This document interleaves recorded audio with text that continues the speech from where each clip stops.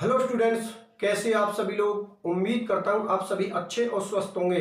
मैं RL. Chaturvedi, assistant professor of chemistry. तो देखो, आज के इस लेक्चर में मैं डिस्कशन करूंगा विलायकन ऊर्जा एवं आयनिक ठोसों की विलेयता। मतलब ये विलायकन ऊर्जा, ये जलयोजन ऊर्जा क्या होती है, इसके बारे में डिस्कशन करूंगा और आयनिक ठोसों की विलेयता के बारे में डिस्कशन करूंगा कि जो आप लोगों के आयनिक ठोस होती है, आयनिक सॉलिड होते हैं, उनकी विलेयता किस तरीके से होती है, उनकी सॉल्युबिलिटी किस तरीके से होती है। ठीक है ना। आज के इस लेक्चर में इस टॉपिक को मैं आप लोगों के लिए कंप्लीट करवा दूंगा। सुनो भैया ध्यान से, आज का लेक्चर आप लोगों के लिए बहुत इंपॉर्टेंट लेक्चर है, इसलिए पूरा आप लोग मेरी ओर फोकस बनाकर रखना। ठीक है ना। जैसे लेक्चर खत्म होगा आप लोगों को पूरा टॉपिक बहुत अच्छी तरीके से समझ में आ जाएगा। ठीक है ना। तो चलो मैं अब अपने लेक्चर को स्टार्ट करता हूं। तो सुनो मेरी बात ध्यान से।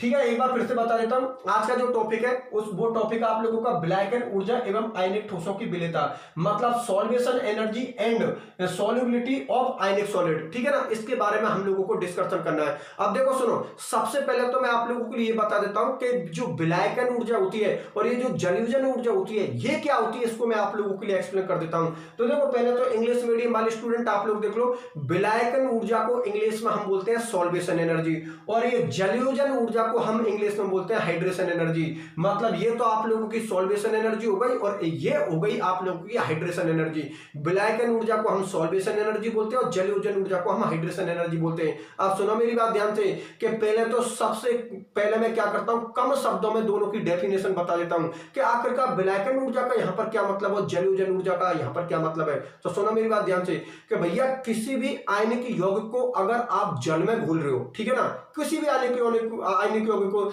जैसे कि हम लोगों के लिए सबसे बेस्ट एग्जांपल किसका होता है, NaCl का। ठीक है ना। NaCl किसका फॉर्मूला होता है, साल्ट का होता है, नमक का फॉर्मूला होता है। ठीक है ना। तो सुनो कि जब किसी आयनिक यौगिक को आप जल में घोलते हो और ऊर्जा निकलती है तो उस ऊर्जा को हम क्या बोलते हैं, जलयोजन ऊर्जा। उस एनर्जी को हम क्या बोलते हैं, हाइड्रेशन एनर्जी। बिल्कुल सही बात है, उसके नाम से ही पता लग रहा है, जलयोजन ऊर्जा, हाइड्रेशन एनर्जी। मतलब किसी भी आयनिक यौगिक को अगर आप जल में घोलते हो और ऊर्जा बाहर निकलती है या ऊर्जा रिलीज होती है, उस ऊर्जा को ही हम क्या बोलते हैं, जलयोजन ऊर्जा अर्थात हाइड्रेशन एनर्जी। ठीक है ना। और अगर माना कि आपने जल के अलावा कोई और विलायक ले लिया, भाई आपको पता है दुनिया में सबसे बेस्ट एग्जांपल आयनिक यौगिकों के लिए सबसे बेस्ट एग्जांपल या सबसे बेस्ट विलायक कौन होता है, वाटर होता है। जो भी आप लोगों के आयनिक यौगिक होते हैं, ठीक है ना, आयनिक यौगिकों के लिए सबसे बेस्ट विलायक या सबसे बेस्ट सॉल्वेंट होता है, वो कौन होता है, वाटर होता है। और वाटर इसलिए होता है क्योंकि आप लोग जानते हो केमिस्ट्री में कॉन्सेप्ट काम करता है, समान समान को बोलता है, अर्थात ध्रुवीय वाले ध्रुवीय में बोलेंगे और अध्रुवीय वाले अध्रुवीय में बोलेंगे। मतलब पोलर वाले पोलर में बोलेंगे और नॉन पोलर वाले नॉन पोलर में बोलेंगे। जैसे वाटर के पास में क्या होता है, H+ और OH-, और आयनिक यौगिकों के पास में क्या होता है, इनके पास में भी प्लस माइनस होता है, क्योंकि आपको पता है उसका नाम ही कौन है, आयनिक यौगिक, अर्थात उसमें आयनिक बंध होता है। जैसे कि मैं एक एग्जांपल ले लेता हूं NaCl का, Na+ और Cl-, ये Na+ Cl-, ये हो गया H+ और OH-। तो देखो आप लोगों को पता है कि ये भी कौन होता है, ध्रुवीय। ठीक है ना। ये भी कौन होता है, ध्रुवीय, पोलर, क्योंकि एक ध्रुव तो यहां पर कौन सा बन रहा है, प्लस बन रहा है, एक ध्रुव कौन सा बन रहा है, माइनस। और आपको पता है ये भी कौन होता है, ध्रुवीय अर्थात पोलर होता है, क्योंकि आप लोगों को पता है यहां पर भी वाटर के पास में कौन होता है, एक H+ होता है और OH- होता है। तो हम जानते हैं समान समान को बोलता है। ध्रुवीय यौगिक होंगे वो ध्रुवीय विलायकों में मिले होंगे और अध्रुवीय यौगिक होंगे वो अध्रुवीय विलायकों में मिले होंगे। तो कॉमन सी बात है, आप लोगों का जो वाटर होता है वो ध्रुवीय विलायक होता है, पोलर सॉल्वेंट होता है, और ये NaCl होता है, ये भी आप लोगों को पता है ध्रुवीय होते हैं, पोलर कंपाउंड होते हैं। ठीक है ना। तो जो NaCl होता है वो वाटर में आसानी से घुल जाता है, क्योंकि ये भी ध्रुवीय होता है और वाटर भी ध्रुवीय होता है। और हम जानते हैं ध्रुवीय ध्रुवीय आसानी से एक दूसरे में घुल जाते हैं, क्योंकि केमिस्ट्री में एक कॉन्सेप्ट काम करता है विलेयता के रेस्पेक्ट में, सॉल्युबिलिटी के रेस्पेक्ट में। और वो कॉन्सेप्ट कौन सा काम करता है, समान समान को घोलता है। मतलब ध्रुवीय यौगिक ध्रुवीय विलायकों में मिले होंगे, अध्रुवीय यौगिक अध्रुवीय विलायकों में मिले होंगे। ठीक है ना। तो NaCl ध्रुवीय होता है तो कॉमन सी बात है वाटर में आसानी से घुल जाएगा, क्योंकि NaCl भी ध्रुवीय होता है, वाटर भी ध्रुवीय होता है। ठीक है ना। तो मैं इस तरीके से बोल दूं कि किसी भी आयनिक यौगिक को अगर जल में घोलते हो और ऊर्जा निकलती है, उस ऊर्जा को हम क्या बोलते हैं, जलयोजन ऊर्जा अर्थात हाइड्रेशन एनर्जी। लेकिन जल के अलावा आप लोगों ने कोई और ध्रुवीय विलायक ले लिया और पोलर सॉल्वेंट ले लिया और फिर उसको आयनिक यौगिक को उसमें घोलते हो, तो उस कंडीशन में भी आप लोगों की ऊर्जा बाहर निकलेगी और उस ऊर्जा को हम क्या बोलते हैं, विलायकन ऊर्जा अर्थात सॉल्वेशन एनर्जी। मेरी बात आप लोग समझ में आ गई ना। तो सीधे शब्दों में आप लोग ऐसा बोल सकते हो कि किसी भी आयनिक यौगिक को अगर जल में घोलें और ऊर्जा बाहर निकलती है, उस ऊर्जा को हम जलयोजन ऊर्जा बोलते हैं। और किसी भी आयनिक यौगिक को जल के अलावा किसी और में घोलें तो ऊर्जा बाहर निकलती है और उस ऊर्जा को हम लोग क्या बोलते हैं, विलायकन ऊर्जा। मेरी बात आप लोग समझ में आ गई। एक बार फिर से समझना, कोई भी आयनिक यौगिक को अगर जल में घोल रहे हो और फिर ऊर्जा बाहर निकल रही है, उस ऊर्जा को हम क्या बोलते हैं, जलयोजन ऊर्जा अर्थात हाइड्रेशन एनर्जी।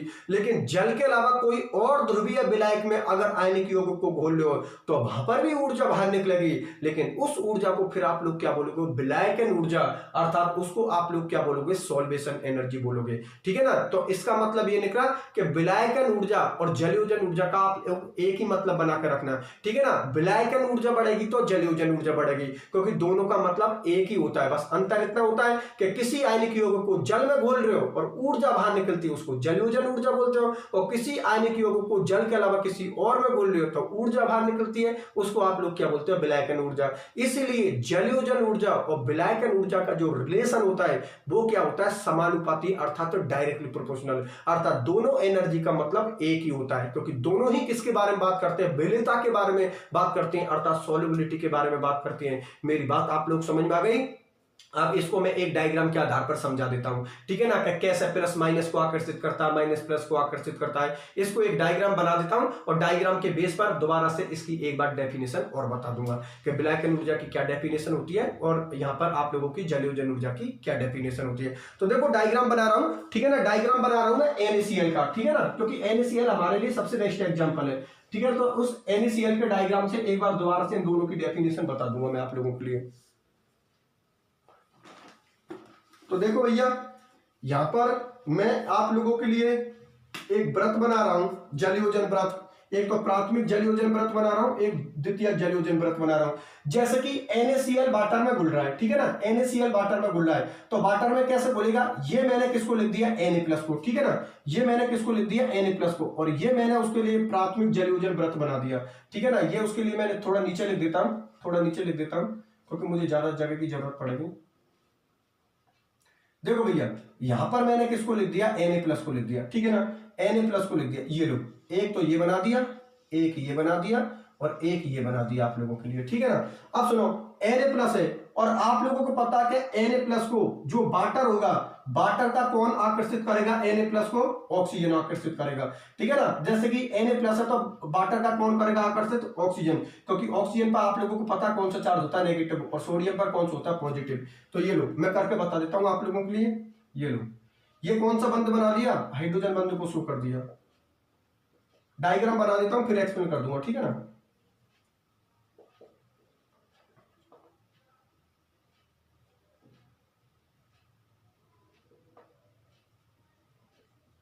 ये तो हो गए भैया आप लोगों का प्राथमिक जलयोजन व्रत। अब मैं इसका द्वितीय जलयोजन व्रत और बना देता हूं। ये लो, इस हाइड्रोजन को फिर कौन आकर्षित करेगा, ऑक्सीजन करेगा। ठीक है ना। इसको भी समझा देता हूं।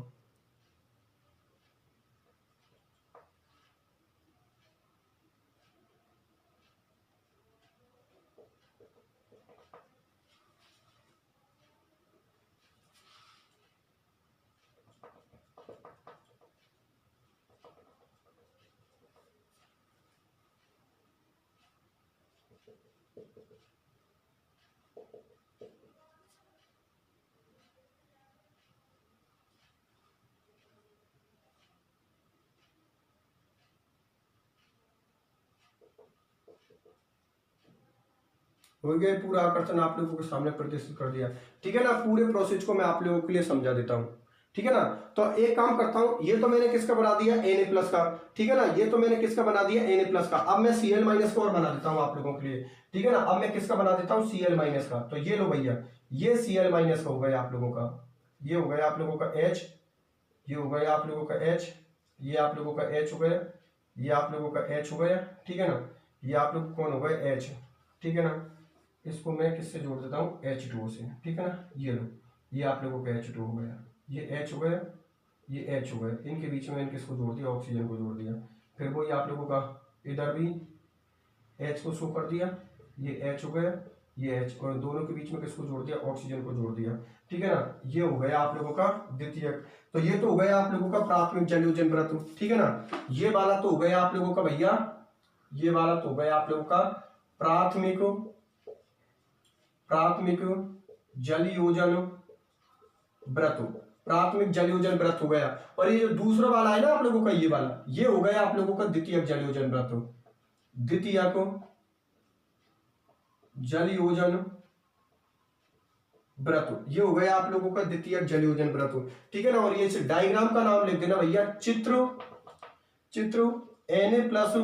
Na+Cl- आयनों का जल योजन, आयनों का जल योजन, ठीक है ना। अब मैं इस पूरे डायग्राम को आप लोगों के लिए समझा देता हूं। इधर देखो भैया, अब इस पूरे डायग्राम को मैं आप लोगों के लिए समझा देता हूं कि इस डायग्राम के अंदर क्या है। तो सुनो, देखो आप लोग अच्छी तरीका से जानते हो कि जो नमक होता है उसका फॉर्मूला क्या होता है, NaCl, और जो वाटर होता है उसका फॉर्मूला क्या होता है, H2H+ और OH-। हम अच्छी तरीका से जानते हैं कि जो वाटर होता है, वाटर के पास में जो ऑक्सीजन होता है वो किसको आकर्षित करता है, सोडियम को, क्योंकि सोडियम पर पॉजिटिव होता है और वाटर के ऑक्सीजन पर नेगेटिव चार्ज होता है। और जो Cl- होता है उसको कौन आकर्षित करता है, हाइड्रोजन करता है, क्योंकि Cl के पास में नेगेटिव चार्ज होता है और वाटर के हाइड्रोजन के पास में कौन सा चार्ज होता है, पॉजिटिव चार्ज होता है, ठीक है ना। तो ये विपरीत आवेश एक दूसरे को आकर्षित करके, ठीक है ना, वहां पर आयनिक यौगिक को चारों ओर से ढक देंगे, चारों ओर से सील्ड कर देंगे, तो वो उसमें घुल जाएंगे। तो जो ऊर्जा बाहर निकलेगी उस ऊर्जा को एक कंडीशन में जलयोजन ऊर्जा बोलूंगा और एक कंडीशन में विलायकन ऊर्जा बोलूंगा। और जलयोजन ऊर्जा कब बोलूंगा, ये आपको पता है कि किसी आयनिक यौगिक को जल में घोले और ऊर्जा बाहर निकलती है उसको जलयोजन ऊर्जा बोलते हैं। और जल के अलावा माना कि कोई और ले लिया फिर ऊर्जा बाहर निकलेगी उसको विलायकन ऊर्जा, सॉल्वेशन एनर्जी बोलेंगे, ठीक है। डायग्राम को देख लो, देखो सुनो, ये आप लोगों के NaCl का कौन है, सोडियम परमाणु, Na+ आयन है, ठीक है ना, Na+ आयन है। इस Na+ आयन को आप लोगों का आकर्षित कर रहा है यहां पर ऑक्सीजन एटम। देखो यहां पर Na+ को आकर्षित कौन कर रहा है, आप लोगों का ऑक्सीजन कर रहा है, ठीक है ना। और ये कौन सा बंध बन रहा है यहां पर, हाइड्रोजन बॉन्ड, क्योंकि आपको डेड से हम कौन से या डॉट से कौन से बॉन्ड को शो करता है, हाइड्रोजन बॉन्ड को। हाइड्रोजन बॉन्ड यहां पर किसको शो कर रहा है, आकर्षण को, अट्रैक्शन को शो कर रहा है। इसका मतलब इस सोडियम को चारों ओर से किसने ढक दिया, वाटर के ऑक्सीजन ने ढक दिया। देखो यहां पर भी वाटर के ऑक्सीजन ने ढक दिया, यहां पर भी वाटर के ऑक्सीजन ने ढक दिया, यहां पर भी वाटर के ऑक्सीजन ने ढक दिया, यहां पर भी वाटर के ऑक्सीजन ने ढक दिया। इधर देखो एक बार फिर बता दूं, ये आप लोगों का NaCl का जो NaCl आयनिक यौगिकों का उसका Na+ आयन, इस Na+ को अब ऐसे Na+ आयन को चारों ओर से किसने ढक दिया, वाटर के ऑक्सीजन ने ढक दिया। ये वाटर का ऑक्सीजन रहा, ये वाटर का ऑक्सीजन रहा, ये वाटर का ऑक्सीजन रहा और ये वाटर का ऑक्सीजन रहा। और ये कौन से बंध को शो कर रहा, हाइड्रोजन बंध को, अर्थात यहां पर किसको शो कर रहा, हाइड्रोजन बॉन्ड के आकर्षण को। तो हाइड्रोजन बंध के आकर्षण से ये आपस में एक दूसरे से जुड़ जाएंगे, ठीक है। अब सुनो मेरी बात ध्यान से, अब आपको पता है ये वाटर का मॉलिक्यूल्स हो गया, ये वाटर का मॉलिक्यूल्स हो गया, ये वाटर का मॉलिक्यूल्स हो गया, ये वाटर का मॉलिक्यूल्स हो गया। अब देखो इसको तो हम प्राथमिक जलयोजन व्रत बोलेंगे, ठीक है ना। द्वितीयक जलयोजन व्रत में क्या होगा कि आप लोगों को पता है कि इस हाइड्रोजन को कौन आकर्षित करेगा, वाटर का अगला मॉलिक्यूल, ठीक है ना। तो यहां पर देखो ये भी इस हाइड्रोजन बॉन्ड से शो कर देता हूं, ठीक है ना। इसको भी मैं किससे शो कर देता हूं, हाइड्रोजन बॉन्ड से, ठीक है ना, क्योंकि इस हाइड्रोजन को कौन आकर्षित कर रहा है, यहां पर ऑक्सीजन, ठीक है ना। कौन से बंध से, हाइड्रोजन बंध से। तो इसको सभी जगह पर मैंने किसको शो कर दिया, हाइड्रोजन बंध को, ठीक है ना। ये बना दिया आप लोगों का हाइड्रोजन बंध, मतलब हाइड्रोजन बॉन्ड को शो कर दिया, ठीक है ना। हाइड्रोजन बॉन्ड से ये आप लोगों का हाइड्रोजन किससे आकर्षित हो जाएगा, ऑक्सीजन से आकर्षित हो जाएगा। मेरी बात आप लोग समझ में आ गई ना, एक बार फिर से बता देता हूं। देखो भैया, इस NaCl आयनिक यौगिक का जो Na+ आयन है उसके वाटर के ऑक्सीजन ने ढक दिया, ठीक है ना। कौन से जलयोजन व्रत में, प्राथमिक जलयोजन व्रत में। ये कौन सा होगा, प्राथमिक जलयोजन व्रत में। अब द्वितीयक जलयोजन व्रत में आप लोगों को पता है वाटर के अगले मॉलिक्यूल जोड़ेंगे, इस तरीका से एक बहुत लंबी श्रृंखला बनती जाएगी आप लोगों की, और वो आयनिक यौगिक वाटर में आसानी से घुल जाएगा, ठीक है ना। तो ये प्राथमिक जलयोजन व्रत हो गया। द्वितीयक जलयोजन व्रत में क्या होगा कि जो आप लोगों का हाइड्रोजन है ना, हाइड्रोजन इसको वाटर का अगला मॉलिक्यूल से जोड़ देगा। तो हाइड्रोजन को वाटर का अगला मॉलिक्यूल से जोड़ेगा तो हाइड्रोजन पर कौन सा चार्ज होता है, पॉजिटिव चार्ज होता है। तो आपको पता हाइड्रोजन के पॉजिटिव से वाटर के अगले अगले मॉलिक्यूल्स का ऑक्सीजन जुड़ जाएगा। कौन से बंध से? हाइड्रोजन बंध से, क्योंकि हाइड्रोजन बंध को हम किससे शो करते हैं? डॉट डॉट डॉट से शो करते हैं, जो कि एक वीक अट्रैक्शन को, वीक बॉन्ड को शो करता है, वीक आकर्षण को शो करता है, ठीक है ना। इसलिए देखो मैंने यहां पर आकर्षण शो कर दिया हाइड्रोजन का वाटर के अगले मॉलिक्यूल से, और ये वाटर का अगला मॉलिक्यूल हो गया, ये वाटर का अगला मॉलिक्यूल हो गया, जिसको मैंने द्वितीयक जलयोजन व्रत बोला, ठीक है ना, जिसको मैंने क्या बोला? द्वितीयक जलयोजन व्रत। तो इस तरीका से आयनिक यौगिक के एक आयन को वाटर के मॉलिक्यूल चारों ओर से ढककर उसको आपस में क्या करेंगे? अपने आप में घोल लेंगे, ठीक है ना, उसको आयनिक सॉलिड से अलग कर देंगे और अपने आप में घोल लेंगे। इसलिए आयनिक यौगिक होते हैं वो वाटर में आसानी से सॉल्युबल हो जाते हैं। कैसे सॉल्युबल हो जाते हैं, इसी चीज को ये डायग्राम एक्सप्लेन कर रहा है। चलो ठीक है, ये तो बात किसकी हो गई? Na+ की हो गई। अब बात कर लेता हूं मैं Cl- की। तो आप लोग अच्छी तरीका से जानते हो कि Cl- को वाटर का कौन आकर्षित करेगा? हाइड्रोजन आकर्षित करेगा, क्योंकि Cl पर माइनस है और हाइड्रोजन पर कौन सा चार्ज है? पॉजिटिव। तो देखो यहां पर Cl- को वाटर के किसने आकर्षित कर रखा? हाइड्रोजन ने आकर्षित कर रहा है। ये दो हाइड्रोजन आकर्षित कर लिया, ये आप लोगों को ऑक्सीजन रहा। ये दो हाइड्रोजन आकर्षित कर लिया, ये बात देखो, एक वाटर का मॉलिक्यूल सी रहा, एक वाटर का मॉलिक्यूल सी रहा, एक वाटर का मॉलिक्यूल सी रहा और एक वाटर का मॉलिक्यूल सी रहा। ये Cl- को चारों ओर से वाटर का मॉलिक्यूल का हाइड्रोजन एटम ढक देंगे, चारों ओर से शिल्ड कर देंगे और अपने आप में घुल लेंगे। इसलिए आयनिक यौगिक वाटर में आसानी से घुल जाते हैं। क्यों घुल जाते हैं? वो डायग्राम आप लोगों के सामने। Na+ को तो चारों ओर से कौन ढक देगा? Na+ को तो चारों ओर से कौन ढक देगा? ऑक्सीजन ढक देगा। और Cl- को चारों ओर से कौन ढक देगा? हाइड्रोजन ढक देगा। इस तरीका से NaCl होता है वो H2O के अंदर अर्थात वाटर के अंदर आसानी से सॉल्युबल हो जाता है। मेरी बात आप लोग समझ में आ गई? ये आप लोगों का Na+ और Cl- आयनों का क्या हो रहा है? जलयोजन हो रहा है, अर्थात ये क्या हो रहा है? हाइड्रेशन हो रहा है। ये इस डायग्राम का नाम है। डायग्राम का नाम क्या है? Na+ में Cl- आयनों का जलयोजन अर्थात हाइड्रेशन। Na+ को कौन ढक रहा है? चारों ओर से वाटर का ऑक्सीजन ढक रहा है, और Cl- को चारों ओर से कौन ढक रहा है? वाटर का हाइड्रोजन ढक रहा है। मेरी बात आप लोगों को समझ में आ गई? चलो ठीक है, ये डायग्राम तो हो गया, ठीक है ना। तो अब डेफिनेशन को मैं और सिस्टमेटिक तरीका से बोल सकता हूं। क्या? कि किसी भी आयनिक यौगिक को अगर जल में घोल रहे हैं तो ऊर्जा बाहर निकलती है, और उस ऊर्जा को हम क्या बोलते हैं? जलयोजन ऊर्जा, हाइड्रेशन एनर्जी। और अगर किसी आयनिक यौगिक को जल के अलावा कोई और ध्रुवीय विलायक में घोल रहे हैं तो उस कंडीशन में भी ऊर्जा बाहर निकलेगी, एनर्जी बाहर निकलेगी, और उस एनर्जी को हम क्या बोलेंगे? विलायकन ऊर्जा अर्थात सॉल्वेशन एनर्जी। इसका मतलब ये निकला कि विलायकन ऊर्जा और जलयोजन ऊर्जा का मतलब एक ही है, ठीक है ना। अगर मैं विलायकन ऊर्जा बोल रहा हूं तो समझ जाना इसमें काउंट जलयोजन ऊर्जा भी हो रही है, और अगर मैं जलयोजन ऊर्जा बोल रहा हूं तो समझ जाना सबने इसमें काउंट विलायकन ऊर्जा को भी कर रखा है। मतलब दोनों ही एनर्जियों का मतलब एक ही है। बस अंतर इतना है कि किसी आयनिक यौगिक को जल में घोलने पर जो ऊर्जा निकलती है उसको जलयोजन ऊर्जा बोलते हो, और किसी आयनिक यौगिक को जल के अलावा कोई और ध्रुवीय विलायक में घोल लो और ऊर्जा निकलती है उसको हम क्या बोलेंगे? विलायकन ऊर्जा बोलेंगे। मेरी बात आप लोग समझ में आ गई? चलो ठीक है, अब मैं इसी में अगला टॉपिक ले लेता हूं आप लोगों के लिए, आयनिक यौगिकों की विलेयता या आयनिक ठोसों की विलेयता, ठीक है ना। इसको और बता देता हूं कि आयनिक यौगिकों की या आयनिक ठोसों की क्या विलेयता होती है, क्या सॉल्युबिलिटी होती है, उसको और एक्सप्लेन कर देता हूं मैं आप लोगों के लिए। तो चलो ठीक है, अगला टॉपिक ले लेता हूं, आयनिक ठोसों की या आयनिक यौगिकों की विलेयता, सॉल्युबिलिटी। तो देख लो भैया, उसको भी समझा देता हूं आप लोगों के लिए, ठीक है। इसको मिटा देता हूं और इस टॉपिक के बारे में डिस्कशन और कर लेता हूं कि आयनिक यौगिकों की, आयनिक सॉलिडों की क्या विलेयता होती है।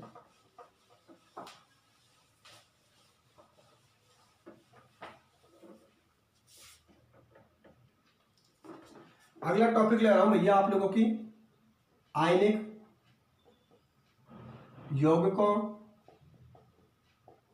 आयनिक यौगिकों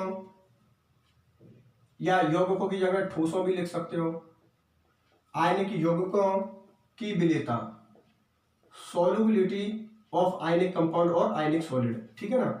आयनिक यौगिकों की विलेयता, सॉल्युबिलिटी ऑफ आयनिक कंपाउंड या आयनिक सॉलिड, ठीक है ना। इसको और समझा देता हूं आप लोगों के लिए। तो देखो भैया, अगला जो आप लोगों का टॉपिक है इसमें मैं डिस्कशन करूंगा आयनिक यौगिकों की विलेयता के बारे में। मतलब जो आयनिक सॉलिड होते हैं, आयनिक कंपाउंड होते हैं, उनकी सॉल्युबिलिटी किस तरीका से देखते हैं। तो सुनो भैया ध्यान से, इसको मैं बहुत ही कम शब्दों में बता देता हूं कि यहां पर जो आप लोगों का कंपटीशन होगा वो विलायकन ऊर्जा का और जालक ऊर्जा का होगा। मैं पहले ही बोल चुका हूं, विलायकन ऊर्जा की जहां पर बात हो रही तो समझ जाना इसके साथ जलयोजन ऊर्जा भी काउंट हो रही है, ठीक है ना।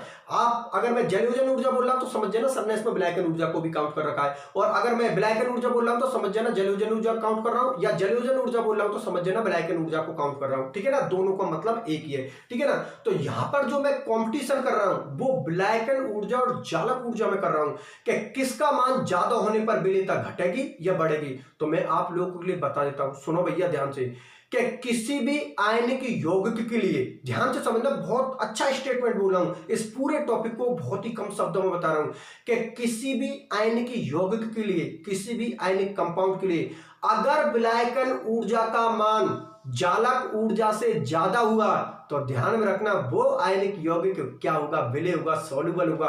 बिल्कुल सही बात है, क्योंकि विलायकन ऊर्जा किसका सपोर्ट करती है, विलेयता का सपोर्ट करती है, सॉल्युबिलिटी का सपोर्ट करती है। इसलिए किसी भी आयनिक यौगिक के लिए अगर विलायकन ऊर्जा का मान जालक ऊर्जा से ज्यादा हुआ तो वो आयनिक यौगिक क्या होगा, विलेय। लेकिन अगर केस उल्टा हो गया कि अगर किसी भी आयनिक यौगिक के लिए जालक ऊर्जा का मान ज्यादा हुआ और विलायकन ऊर्जा का मान कम हुआ तो ध्यान में रखना वो आयनिक यौगिक क्या होगा, अविलेय। इसको मैं बोर्ड पर इस तरीका से लिख सकता हूं, सुनो भैया, कि अगर विलायकन ऊर्जा का मान, विलायकन ऊर्जा का मान, विलायकन ऊर्जा का मान अगर जालक ऊर्जा से ज्यादा हुआ, जालक ऊर्जा से ज्यादा हुआ, तो भैया इस कंडीशन में आप लोगों का आयनिक यौगिक क्या होगा, आयनिक यौगिक क्या होगा, आप लोगों का विलेय होगा, अर्थात सॉल्युबल होगा। ठीक है, अगर केस उल्टा हो गया कि विलायकन ऊर्जा का मान तो हो गया कम और विलायकन ऊर्जा का मान तो हो गया कम और जालक ऊर्जा का मान अगर ज्यादा हो गया,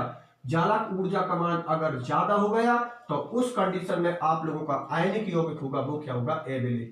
आयनिक यौगिक अविलेय अर्थात नहीं घुलेगा भैया, आयनिक यौगिक अविलेय अर्थात नहीं घुलेगा या आंशिक रूप से घुलेगा, आयनिक यौगिक अविलेय। एक बार फिर से बता देता हूं, कोई भी आप लोगों का आयनिक यौगिक है, कोई भी आप लोगों का आयनिक कंपाउंड है, अगर उस आयनिक कंपाउंड के लिए, उस आयनिक यौगिक के लिए अगर विलायकन ऊर्जा का मान ज्यादा हुआ जालक ऊर्जा से तो वो आयनिक यौगिक आप लोगों को क्या होगा, विलेय। इसका मतलब विलायकन ऊर्जा विलेयता का सपोर्ट करती है कि कोई भी आयनिक यौगिक को घुलना चाहिए। लेकिन केस उल्टा हो गया कि जालक ऊर्जा का मान तो क्या हो गया ज्यादा और विलायकन ऊर्जा का मान कम हो गया, तो ध्यान में रखना वो आयनिक यौगिक आप लोगों को क्या होगा, अविलेय होगा या फिर आंशिक रूप से विलेय होगा। ठीक है ना, अर्थात वो कंप्लीट रूप से नहीं घुलेगा। मेरी बात आप लोग समझ में आ गई। तो इस तरीका से ये वाला टॉपिक आप लोगों को होता है आयनिक यौगिकों की विलेयता का, जिसको मैंने बहुत ही कम शब्दों में बता दिया। बहुत ही कम शब्द इसके क्या है कि इसको मैंने बोर्ड पे लिख दिया कि किसी भी आयनिक यौगिक के लिए विलायकन ऊर्जा का मान ज्यादा हुआ जालक ऊर्जा के कंपेयर में, जालक ऊर्जा का मान कम हुआ और किसी भी आयनिक यौगिक के लिए अगर विलायकन ऊर्जा का मान ज्यादा हुआ तो आयनिक यौगिक क्या होगा, विलेय होगा, अर्थात सॉल्युबल होगा, अर्थात उसमें घुल जाएगा। लेकिन किसी भी आयनिक यौगिक के लिए अगर जालक ऊर्जा का मान ज्यादा हुआ और विलायकन ऊर्जा का मान अगर कम हुआ तो उस कंडीशन में आप लोगों का आयनिक यौगिक क्या होगा, अविलेय होगा या फिर ऐसे बोल सकता हूं आंशिक रूप से विलेय होगा, मतलब वो कंप्लीट रूप से विलेय नहीं होगा। इसका मतलब ये निकला कि विलायकन ऊर्जा विलेयता का सपोर्ट करती है कि आप लोगों के आयनिक यौगिक को घुलना चाहिए, लेकिन जो जालक ऊर्जा होती है वो विलायकन, जो जालक ऊर्जा होती है वो आयनिक यौगिकों की विलेयता का विरोध करती है कि आपका आयनिक यौगिक नहीं घुलना चाहिए। ठीक है ना, तो विलायकन ऊर्जा विलेयता का सपोर्ट करती है कि घुलना चाहिए और जो आप लोगों की जालक ऊर्जा है वो विलेयता का विरोध करती है कि आयनिक यौगिक को नहीं घुलना चाहिए। बात आप लोग समझ में आ गई और इसी के साथ आप लोगों का ये टॉपिक भी कंप्लीट होता है। ठीक है ना, जिसमें हमने डिस्कशन किया है आयनिक यौगिकों की विलेयता के बारे में कि भाई आयनिक यौगिकों की विलेयता का हम लोगों को कैसे पता लगेगा। एक बार फिर से बता देता हूं, अगर किसी भी आयनिक यौगिक के लिए विलायकन ऊर्जा का मान जालक ऊर्जा से ज्यादा हुआ तो समझ जाना आयनिक यौगिक विलेय होगा, अर्थात सॉल्युबल होगा। और अगर किसी भी आयनिक यौगिक के लिए जालक ऊर्जा का मान ज्यादा हुआ और विलायकन ऊर्जा का मान कम हुआ तो वो आयनिक यौगिक क्या होगा, अविलेय अर्थात अनसॉल्युबल होगा। ठीक है ना, बात आप लोग समझ में आ गई। चलो ठीक है, तो आज के लेक्चर को तो मैं यहीं तक रखता हूं। आज के लेक्चर में मुझे यही चीज समझानी थी आप लोगों के लिए, एक तो विलायकन ऊर्जा क्या होती है, जलयोजन ऊर्जा क्या होती है, इसको समझाना था और एक आयनिक यौगिकों की विलेयता को समझाना है। ठीक है ना, अब आयनिक यौगिकों की विलेयता को कौन कौन से कारक ऐसे होंगे जो प्रभावित करेंगे उसका डिस्कशन मैं अगले लेक्चर में करूंगा कि आयनिक यौगिकों की विलेयता को कौन कौन से तो ऐसे फैक्टर है जो बढ़ाएंगे और आयनिक यौगिकों की विलेयता को कौन कौन से ऐसे फैक्टर है, ऐसे कारक है जो घटाएंगे। ठीक है ना, उसका डिस्कशन मैं अगले लेक्चर में करूंगा। ठीक है, तो आज के लेक्चर को तो मैं यहीं तक रखता हूं। ठीक है, फिर मिलते हैं अगले लेक्चर में। अपना ख्याल रखना।